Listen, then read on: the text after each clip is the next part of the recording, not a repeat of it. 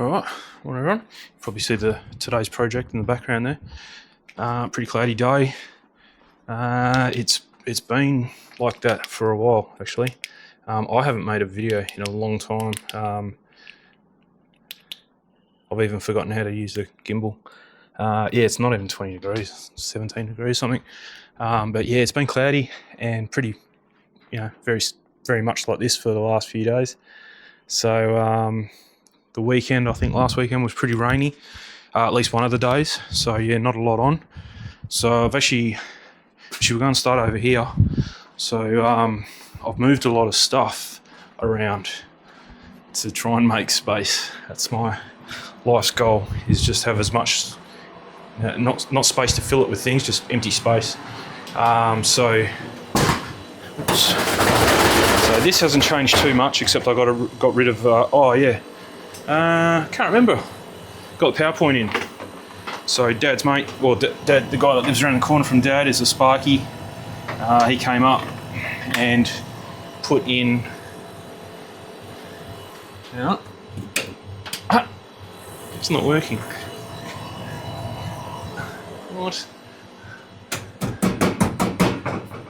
Yeah.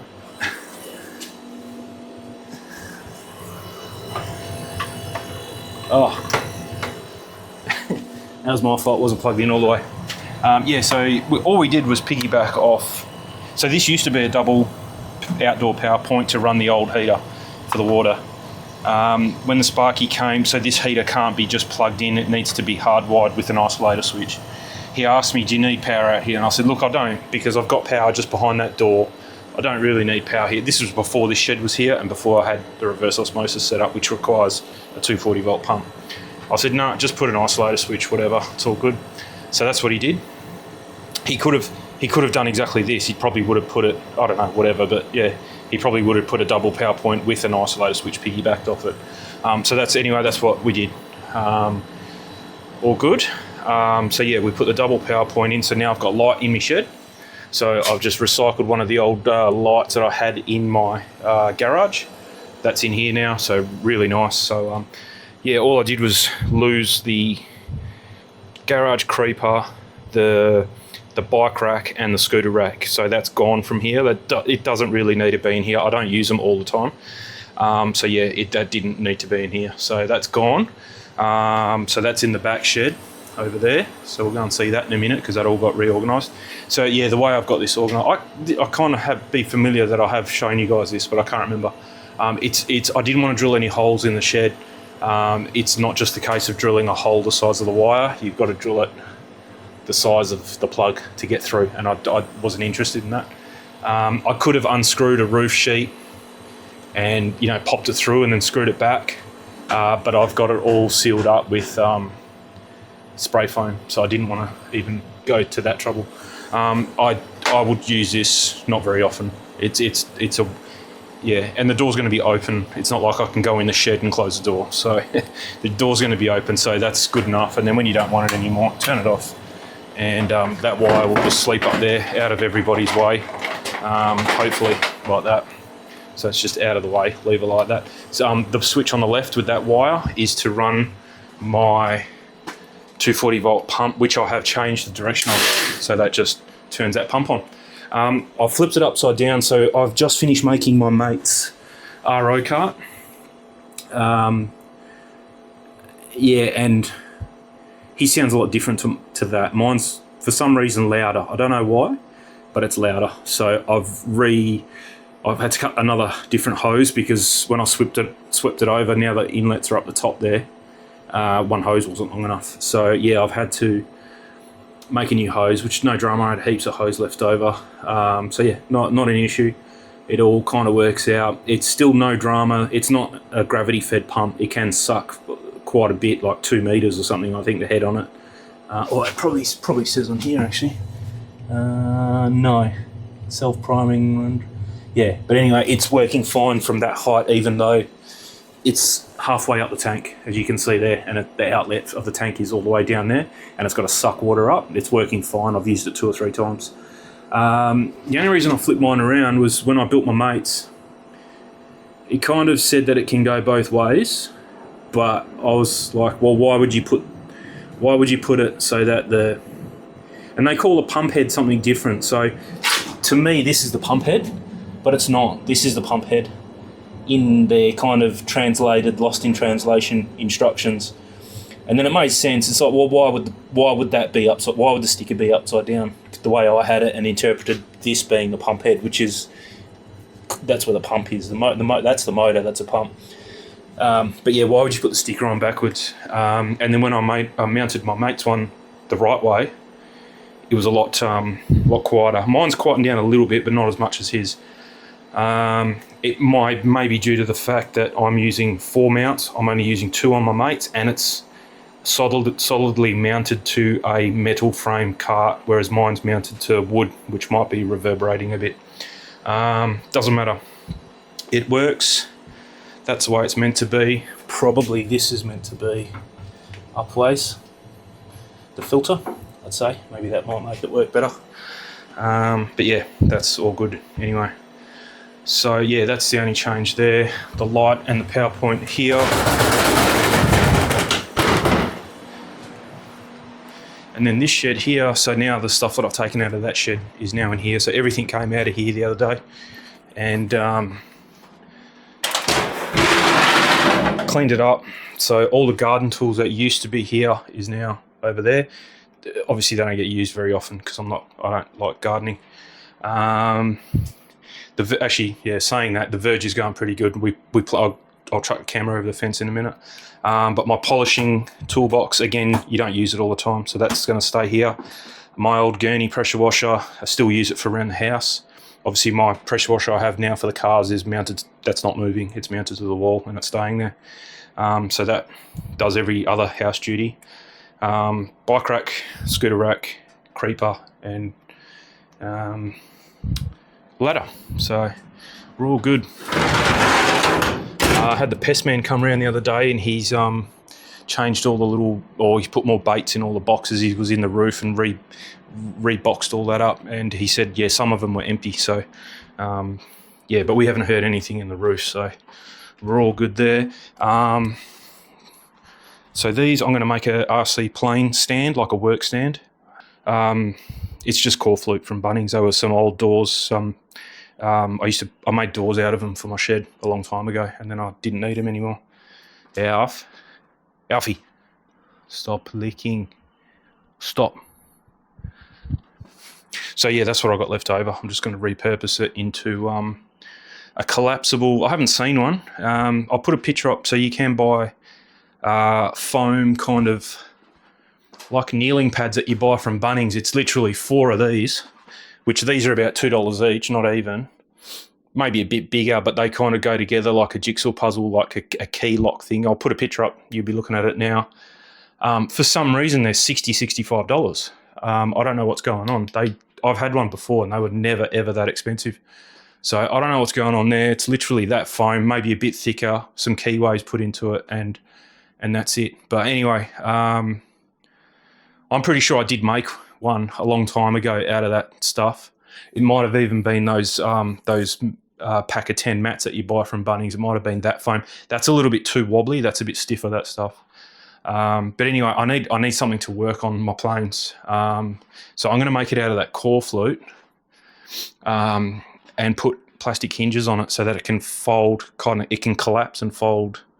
I can't show you a picture because there's not one that exists. I just had a thought. I had that stuff and I thought, how can I make it?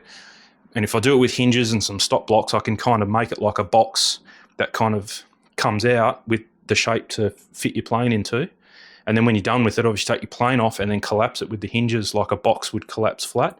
And then it can go in the car, come to the park with you. I might even have enough to make 2. I think I bought enough hinges to make 2. So I've got the only thing I found actually the other day, and I was almost ready to buy another one, was, and now I've lost it again. Did I put it in here? So I've made a thing here, RC plane, and I'm going to try and keep it to one box. So we'll see how we go with that. Oh yes, here they are. So Z-bend pliers. So if you imagine, you can see the teeth on it. I don't have, oh yes I do. I'll do a roughie. We'll grab some wire. So it's mainly for making control rods for your plane. So it's the linkage that goes from the servo to the control surface. So you've got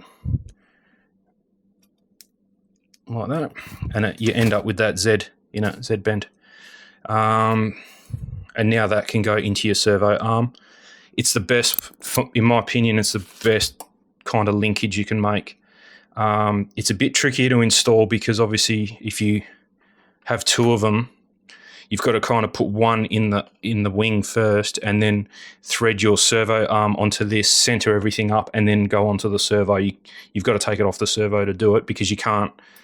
The only way it can come in or out is on an angle, and if this one's fixed, then you can't bend this one. If that makes you'll see what I'm talking about when we get to it. I don't like every other style pretty much of.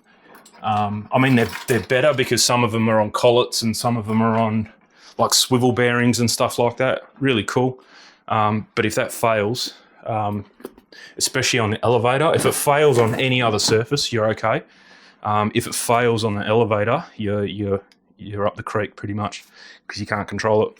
And that's what happened on my last plane. That's what broke. It wasn't that bit because I had Z bends on it. It was the actual plastic snapped. I don't know how, but anyway. So yeah, that's pretty much number one step. As soon as you get a new plane, or as soon as I get a new plane, I've just bought some welding wire, I think it's 1.2 mil or 1.6 mil welding wire, stainless steel, and then that'll be my control linkages that I'll just change over. I've already seen the ones that come with the planes that I want, and they're so you do a Z bend on one end, and then on the servo end. And then on the other end, you just feed it through. You kind of center everything, and then it's just a grub screw. And to lock it down, I don't like that. Is by far the worst one. I don't like that style at all. You got to constantly check them. It's in the back of your mind all the time. Whereas if you got a Z bend, unless you can't break it, pretty much, unless something drastically wrong, something drastic goes wrong, like it did on my last plane, and yeah. Anyway, we won't talk about that because talking about crash planes is not nice. So the shed got a bit of a makeover as well. So, anyway, not a big deal, but I just moved. So this fan used to be here, and then that charger used to be in the corner. And it was you had to be a contortionist to work your way up to turn things on. It's a bit better now, but to get into this area is much better. I can get to it, and I'm not reaching over a fan and stuff like that. Got a big clean up here. These toolboxes were closed. They're only open because I've been working all afternoon on making the thing out there. But all good. These got a big clean out here. I dusted everything, dusted the aircon, dusted all the shelving, power points, everything got a really nice clean up. Reorganised that pegboard a bit. Might look a bit different if you're a keen observer. But yeah, that all got reorganised. Things out of here found their way into... So this top section now is just general bits and pieces that fit in there. This is all RC stuff. So RC power, battery indicators, connectors, banana plugs, motor plugs, and then this is just general hardware. So this is the main one just for RC. I kind of separated it like that. And this is the foam. So I went to Bunnings. This is just pipe insulation, so pipe in your roof insulation foam. So that's what will fit on top of that core flute to give it a nice, so you don't scratch your plane. Just on the top edge where that hits the plane, that's where that'll go. So all good there. So this is another project on the go. I just ordered. So this is my last case. I pretty much, like I said, sold all my RC gear, and the cases went with it. They were kind of hacked up and drilled into, and the foam was, cut in a certain way. So they kind of went with it. So this is the only case I have left. This was for a torch. Big torch, head torch, batteries, charger, and a laser pointer. I used to use all that for work back in the day, but as you can see, it's empty. I don't do that anymore. So I'm pretty sure this is going to be too wide for my transmitter. It may work. I don't know. Yeah, it may work. And then I'm hoping to fit my transmitter, my battery charger, which I haven't got yet. The only thing I've ordered actually is the battery charger, but I want to try and get the transmitter, the battery charger, and this little tool. Oh, it's up there, but it's a all-in-one kind of screwdriver set that has Allen keys and all different screwdrivers, but it's very small. So that'll fit hopefully in this spot. The charger I think is not too big, and the transmitter. So if I can get everything in one, that'll be great. If not, the charger will have to be the thing that gives way to. I'd rather have a transmitter in here than a charger. If you can see there, this is that pick and pull foam. You can see it there. It's starting to split. Trick I've seen on YouTube. This is Plastidip. I had this left over from when I did my the blades on my Z, on the Nissan Z. Same stuff anyway, just different brand. Vinyl, spray on vinyl paint that if you don't like it, you can just peel it off and remove it. Yeah, you give this about 7-8 coats and it kind of molds into one. You can see there you can't pick and pull anymore. It just gels all into one, makes it feel is much hardier as well. It's still soft and it still bends with the paint and everything. But yeah, you don't get that pick and pull come back. I just ripped it there, but that was a lot of force, yeah. But it just strengthens it all up really nice. So I'm going to see if I can reuse this. If I can, like if that's the perfect size of the transmitter, then I'll recut it. And then I don't think the transmitter's that wide though. So yeah, we'll go from there. And then, I might be able to join a few dots here and the charger fits in, and then we've got a spare spot for the lanyard and then that toolkit. If this works, all good.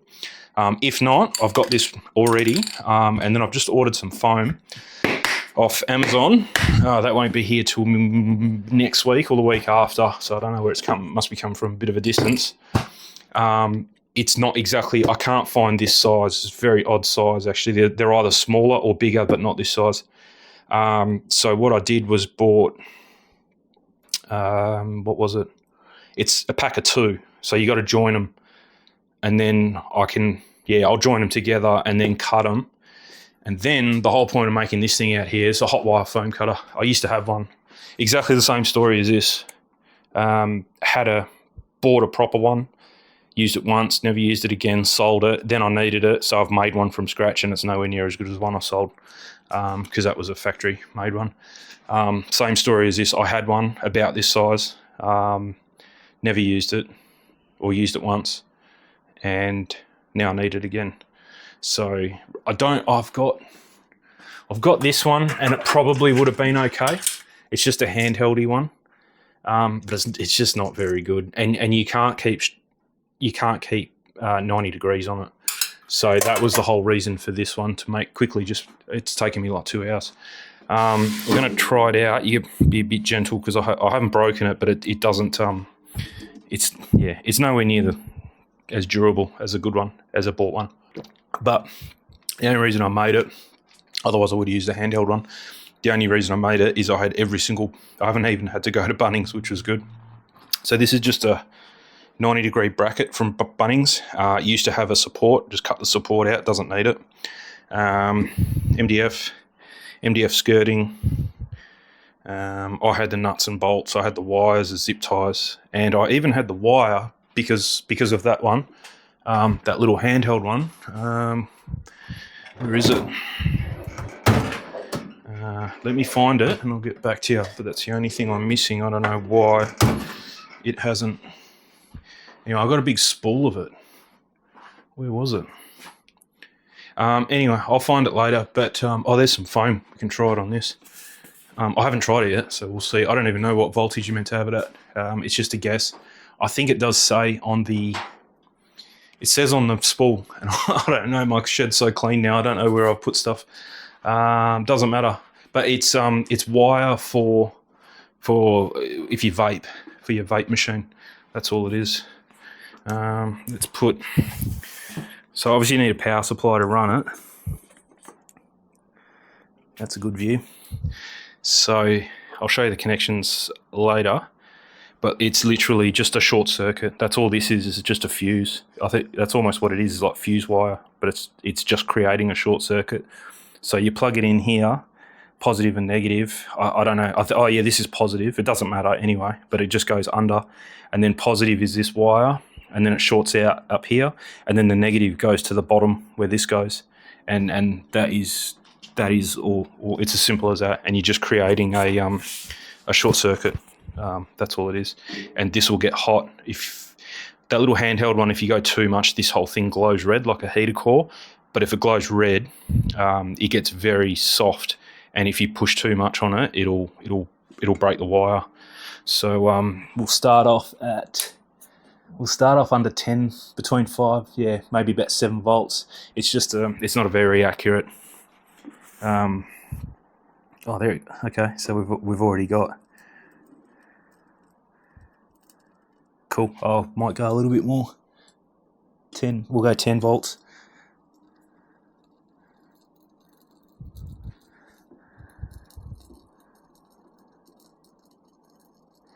You could probably go hotter, but I'm not going to.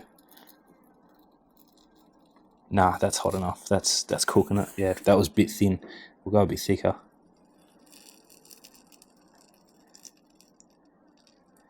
Yeah, you just don't want to. You don't want to sit there too long, but you don't want to go too fast either.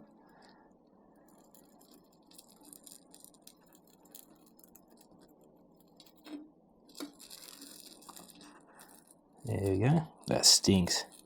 Probably not the best stuff to breathe in. But anyway, this foam is pretty dense. But yeah, you can do things like that. We'll turn that off now. So what's that? 10, 11? Yeah, about 10 volts, 11 volts. So that's pretty cool. And you can just cut it like that. The other foam there cuts very, very easy. I've cut it before with a hot wire foam cutter. But I used that handheld one, and yeah, a little bit annoying. Yeah, it's going to be just as bad with this. This is not too bad to take apart, so we'll disconnect it so you can see underneath. Pretty crude, but it's literally to use once and then put away somewhere. I'll hide it somewhere and then probably never use it again. But anyway, so yeah, the wire from up there comes through here, squashed by that washer, which has that power wire soldered to it, which is the negative, and then the red you can see there goes up and over, and same deal, just soldered to a copper washer and then sandwiched, and that's what heats it up. It's already cold too. And another thing is you got to keep the wire clean as well. If you just leave molten foam, the cut doesn't come very good then. But yeah, you do have to, like, sometimes you will break this. It's actually gone a lot straighter now that it's been heated up. It was all crooked before. I didn't think that would come out of it, but yeah, once it heats up, it goes nice and straight. So if you were to imagine, easiest way to explain it is you've got to take that wire off all the time. So you kind of, because obviously this is what you're cutting. Unless you're keen on cutting through and then cutting your shape and then coming back through there and then same deal, you're going to end up. So you've got to kind of pick out the foam in the middle and then take your wire off that machine, feed it up from the bottom to the top or top to bottom, whatever. So and then turn it on. So that way your wire's here, and then you turn it on, and then you work your way to your lines like that, and then finish, and then you got to take it off again. So it's a bit of a pain, but yeah, it's definitely doable, and it does look good. The pick and pull stuff's okay, but you don't get the perfect shape. So yeah, you just trace your things and trace them out, and then use that. I've done it with a knife before. My back's about to go. I've done it with a knife before, and it comes up okay, but you can see the jagged edges of the knife. Then I did that handheld one, came up. That's probably how I did that one actually, was with the handheld, and you can see that come up pretty good. But this is going to be better because it's just it's one less thing, because that's what I noticed when I was doing I remember it wasn't easy because you're kind of holding the foam and you're going like that, and you just never get a perfect 90 on your edges. Whereas now you've got this nice flat board, and that's all you have to worry about is moving your foam like this or just perfect, and it always stays 90. As long as you don't push it too hard, it won't break this, and you should be sweet. So yeah, I'm not going to paint it. I want it to be. I don't want it to be like grippy. If it was shiny, it might be a little bit grippy. I don't want it to be. I want it to be nice and kind of powdery like this, like MDF is, and the foam will just scoot over it nicely. Yeah, so I think I can't test it yet because I don't have the foam. I only just ordered it. So today is today's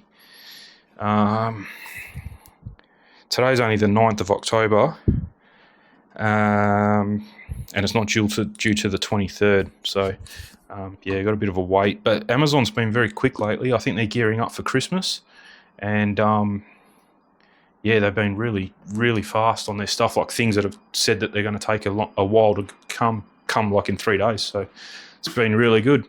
I'll put some screenshots off what I've ordered. I did say I wasn't going to go stupid ordering things. I haven't. I've only just ordered things that I kind of really, really need to get back into the RC planes. Like I said, those pliers that you've seen there is about the only thing that I've kept. I've got some magnets, the pliers, and some Velcro, like battery hold down things, which really could be used for anything. But that's all I had. I've gone through my whole shed, and yeah, that's all I've got hanging around. So it's pretty much start from scratch again, which is good. I did ring up some hobby shops. I rang up Hobby Tech Toys, which is in Myaree, which is in Perth here, and I told them, I said, look, I know you guys are probably going to have sales on for Black Friday coming up. I said, I'm keen. I've got nothing. I want to buy a transmitter, 2 batteries, 2 receivers, and 2 planes.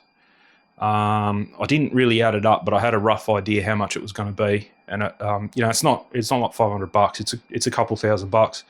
And I said, look, if I come in and get everything from you guys in one hit, can we put together like a bit of a deal if I'm going to get everything all in one hit? And he kind of laughed at me, and I was like, oh, okay, don't worry about it then, which is whatever. If you're not going to do things like that, that's cool. But, a lot of shops, if you go somewhere and you say, look, I'm going to get everything from you today, let's do it. And, they might give you a bit of money off, a couple $100, whatever. It doesn't matter. I wasn't expecting it, but yeah, you don't need to laugh at people. But anyway, then I got on to Hobbies Direct, which is kind of probably the cheapest. So these guys, for reference, the transmitter. So I'm not getting an NX7 transmitter now. I'm getting the One Up.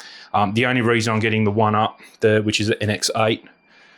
The NX7 looks like a kid's toy. I didn't really like the looks of it. It's very different. I'll put some screenshots up so you can see the difference.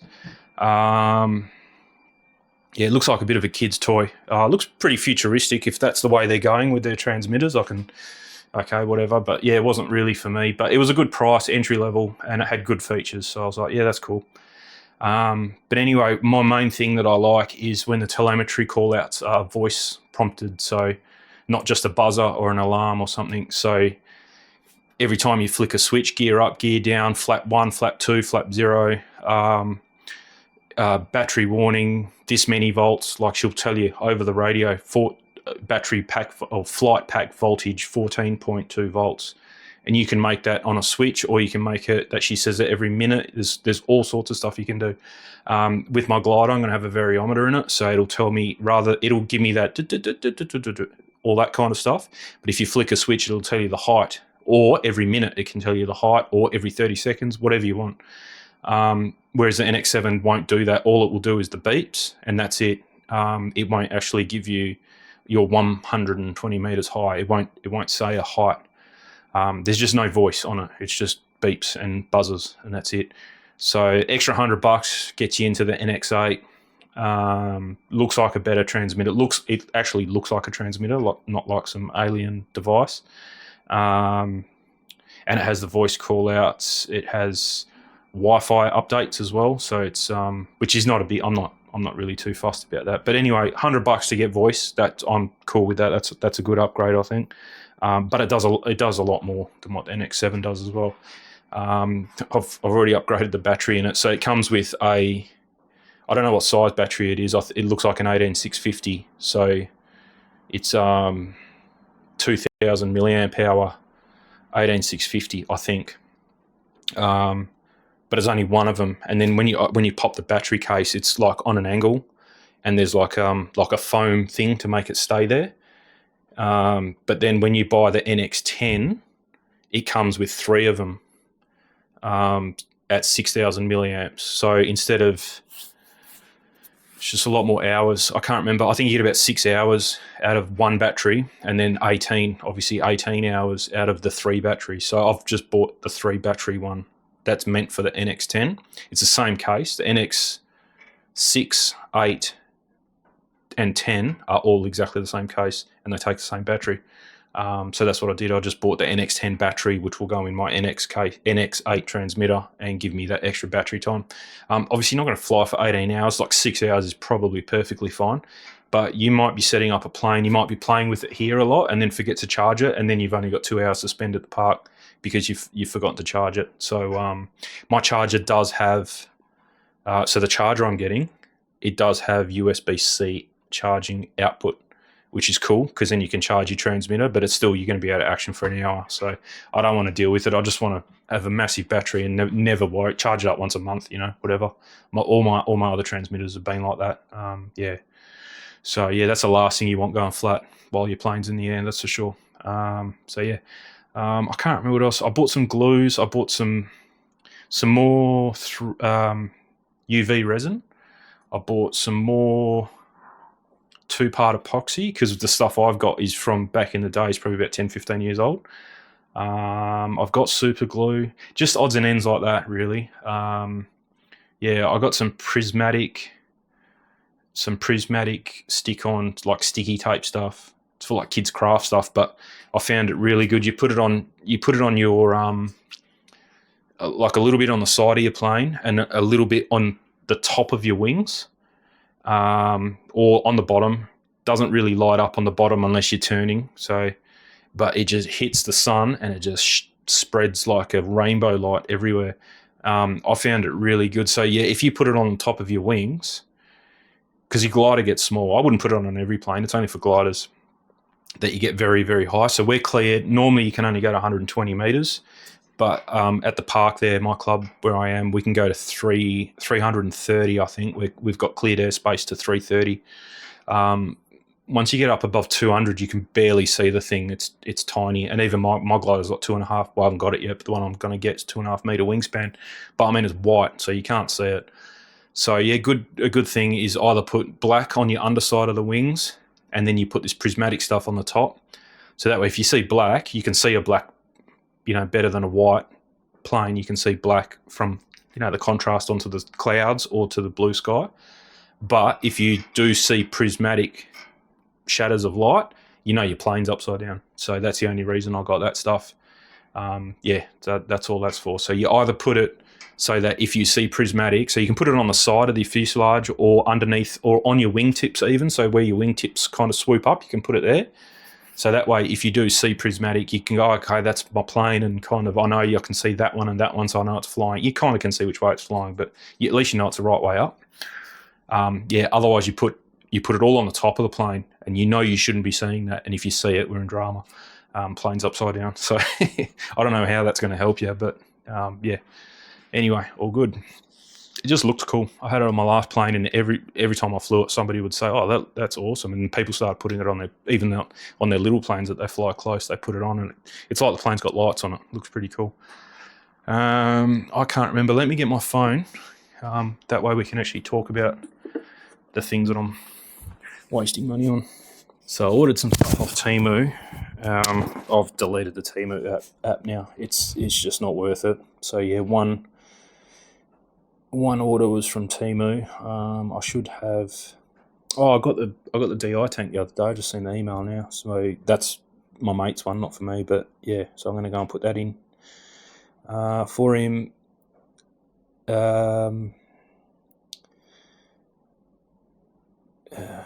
Oh, here we go. Yeah, I'm going to go put that DI tank in for him on the weekend.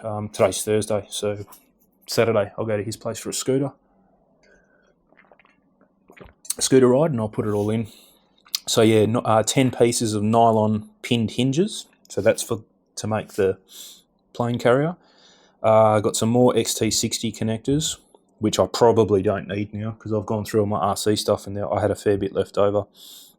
Put a picture. So you can buy these bags that you store your batteries in. Good idea for LiPo, especially when you're charging them.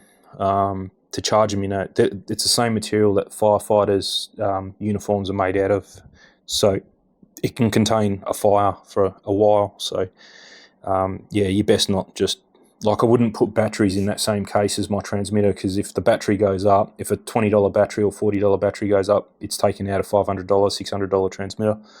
So you don't want to do that. You want to have them in their own box. It's flexible, but it's like a soft box bag kind of thing. But will contain. It's made out of fiberglass and all that kind of stuff.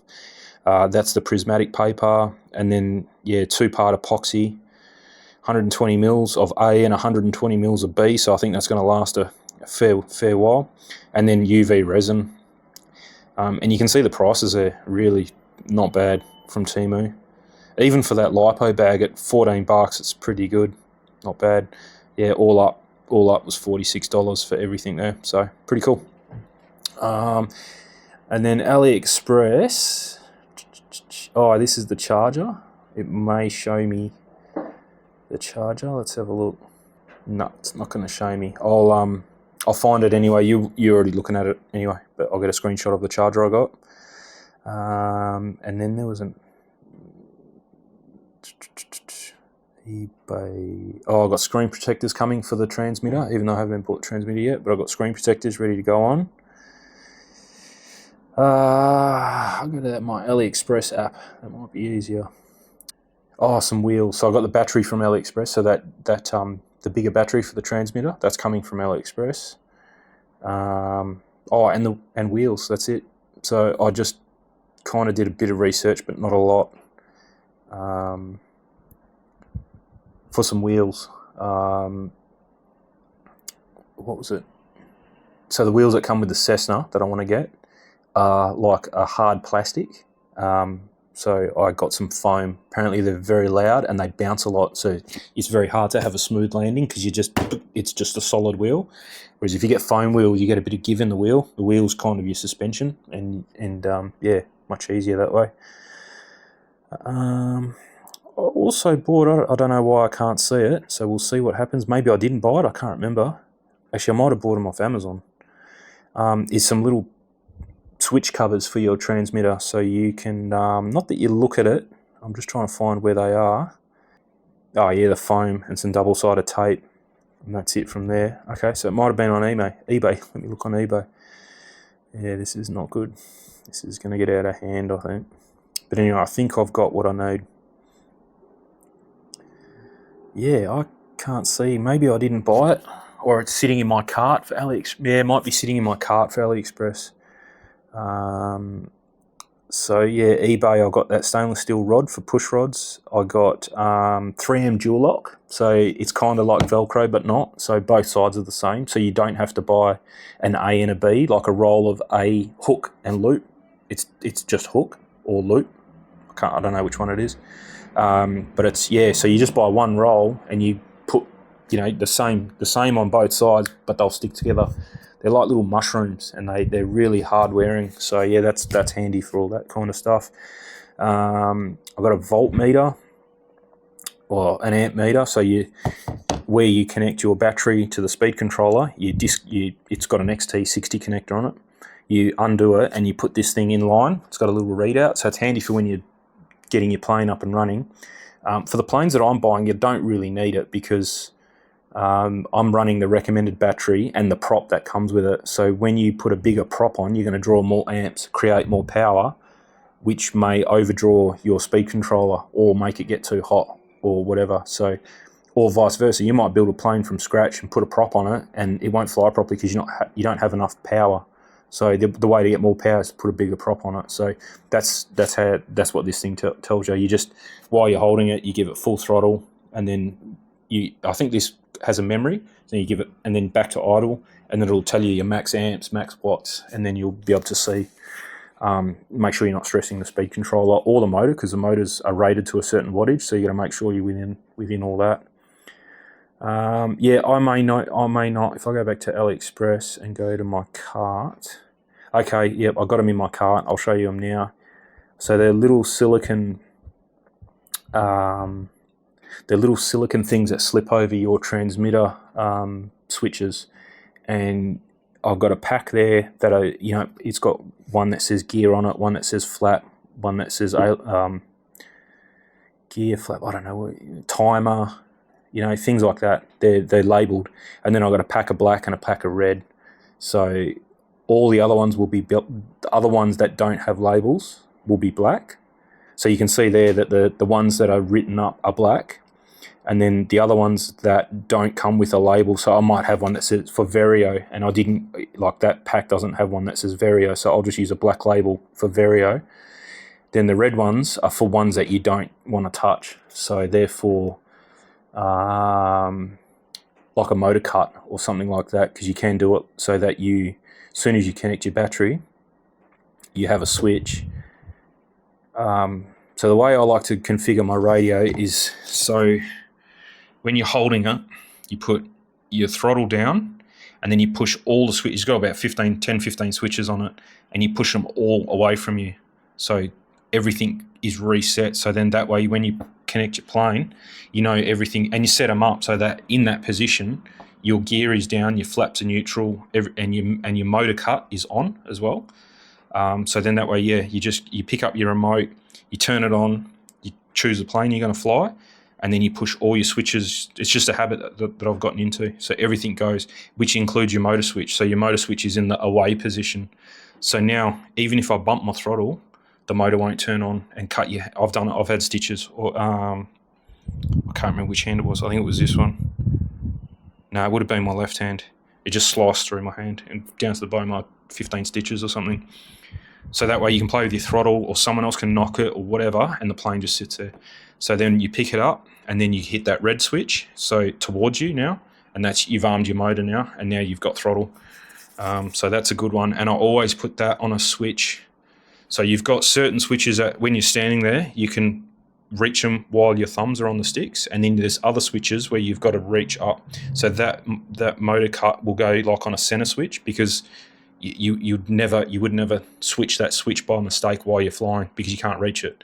So that's another hint as well, is put the switch, like a motor cut switch, in the middle, one of the middle switches that you can't reach normally, and then all the other switches like flap, gear, stuff like that is all reachable in those ones.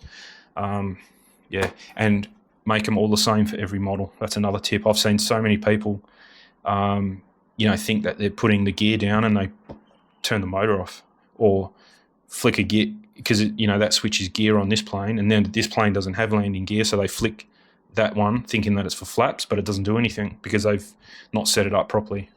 So yeah, no matter what plane you're flying, always have your gear switch on one. For me, I think I always put the flaps on the left, because you kind of put flaps in. Oh, I can't remember, but it comes naturally to me when I'm holding it, and I think left is flaps and right is landing gear. I've never had a plane with landing gear anyway, so flaps is always to the right, to the left. Yeah, that's it. So yeah, just make it the same for every plane, and that's it. This video has just turned into RC plane chit chat rather than the foam cutter. But anyway, that's the channel. That's what you're going to get.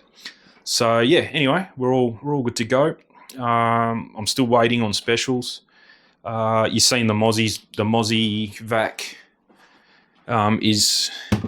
that's not what it's going to look like when it's finished. It's very rough. I just didn't want to put too much effort into it in case it didn't work. But actually, you wouldn't have seen this video yet, because I've still got the video sitting on my computer because I haven't finished it. So it's literally a massive UV light, very quiet computer fan, and then that sucks into a mosquito kind of net that they can get into but they can't get back out of. That's all it is, and it's ultra quiet. So we've got one very similar off the shelf from Bunnings. It's loud and kind of works, but it's not very powerful. But you know, it does suck in the odd mozzie every now and again. So my philosophy is more is almost always better. So massive UV light, way more powerful fan. But it ended up being a lot quieter. I've got a sound dB meter. I did test them. I'm pretty sure I tested them. This video has been not ongoing, but the last time I filmed it was like last summer. So it was about 6 months ago. I'll have to have a look. So yeah, it's just there's no mozzies. Kind of when I didn't want to pull apart the one that kind of worked until the mosquitoes were finished. So it's for our bedroom because we get, I don't know why, but we always get little midges and mosquitoes in our bedroom. I'm not too sure. We do sleep with the windows open, so they're probably coming through the mesh in the windows. But anyway, so yeah, something had to be done because you wake up, it wakes you up with mosquito bites and stuff like that, which is not fun. But yeah, I wanted to wait until that was kind of over to rip that one apart and use some of the part. Well, just that catcher really. So yeah, I haven't had a chance to try this one. So we're kind of almost getting to that weather now where the mosquitoes are coming back out. So it'll be time to test it. And then as long as it tests okay and it's not too loud, I don't think it's going to be loud because it is quieter than the old one. But as long as it works, then I'll make it look a bit nicer than what it looks like and paint it and get the router out and route the corners and make it look nicer. I just didn't want to put too much effort into it and if it didn't work, that's all. So yeah, all good. What do we got? 24, but that's in here. I don't think it's 24 degrees, that's for sure. That's in the shed. Anyway, let's leave it at that. I think that's just a nice quickie update. I might even slip this video in kind of between other ones. Currently, I've got about 6 or 7 videos just lined up, and I'm just making them. I've already uploaded them all to YouTube, but they just come out every Friday. I've just got them on a schedule to come out once a week on a Friday. Gets me in front of the game a bit, and that way I don't release like 3 videos in 1 week and then go 2 weeks with no video. So the only thing is if something kind of half interesting happens, you guys won't hear about it for a month to 6 weeks, because I think that's about what it is now. It's about 6 weeks, but yeah, it doesn't matter. It's all in the timeline anyway. So if something really cool happens or whatever, I'll do a YouTube short or just slip in a video, whatever. But yeah, I suppose this could wait. It's no real big deal. By the time this video actually comes out, it's probably going to be close to Black Friday, kind of Cyber Monday sales, what I'm waiting for anyway. So yeah, shouldn't be too bad. So we're getting there. That's where I was going. So yeah, Hobby Tech Toys didn't want to do a deal at all. Then I got onto Hobbies Direct, which is an online. Well, it's an online store, but they have a shop front over east somewhere, and they're probably the cheapest. So yeah, that's what I was going to say was the kind of reference point I'll use as a transmitter. So from Hobbies Direct, I think it's $572, and from Hobby Tech is like $579 or something, which is no dramas, whatever. But everywhere else is like $650. So that's kind of what I'm gauging it on. So that's how I come across Hobby Tech. That's how I come across Hobbies Direct as well. So yeah, that kind of, I got onto them and I said the same deal, transmitter, 2 receivers, 2 batteries, 2 planes. What can you do? And straight away he goes, yeah, we can send you a discount code. You'll get 5% off. And I was like, okay, it's not a lot, but it is what it is. So I thought that was pretty cool that straight away it came up with that. But then I started looking, and he didn't have the color Cessna. So the Cessna I want is blue or red, and I want a blue one. And they only had the red one, and they didn't have the glider that I wanted. So I was like, don't worry about it. So yeah, I just left it as is. So yeah, but that's okay. I can wait. So I just hope that by the time the sales come around, everybody's not out of stock of the things that I want, because then I'm going to have to wait until it all comes back into stock, and then it's probably not going to be on special, and I probably should have just bought it now anyway.